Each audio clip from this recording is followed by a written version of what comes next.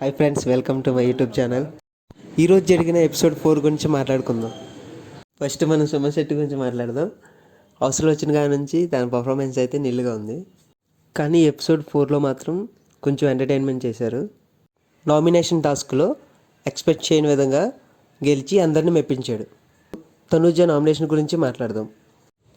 నిన్న జరిగిన టాస్క్లో రీతుకి దెబ్బ తగిలినప్పుడు నువ్వు చేసిన బిహేవియర్ నాకు నచ్చలేదు. దానికి సపోర్టుగా రీతు కూడా నువ్వు చేసిన బిహేవియర్ నాకు నచ్చలేదు, కానీ నేను చెప్దాం అనుకున్నాను కానీ కొద్దిగా చెప్పలేకపోయాను. ఈ మాటలకి తనుజ ఏడ్చుకుంటూ వాష్రూమ్కి వెళ్ళిపోయింది. ఇప్పుడు హౌస్లో పోయిన గుడ్డు గురించి మనం మాట్లాడుకుందాం. గుడ్డు ఎవరు దొంగలించారో తెలియక హౌస్మేట్స్ టీనేట్స్ మీదకి గొడవ దిగారు.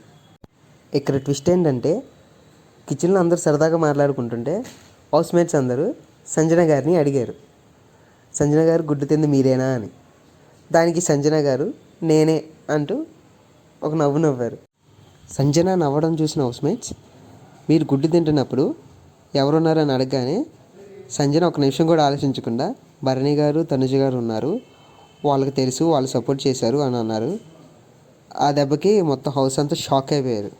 ఈ గొడవ జరుగుతుండగా గుండంకిల్కి భరణి గారు ఒకరి మీద ఒకరు సీరియస్గా అరుచుకున్నారు. ఇప్పుడు మనం రీతు చౌదరి గురించి మాట్లాడదాం.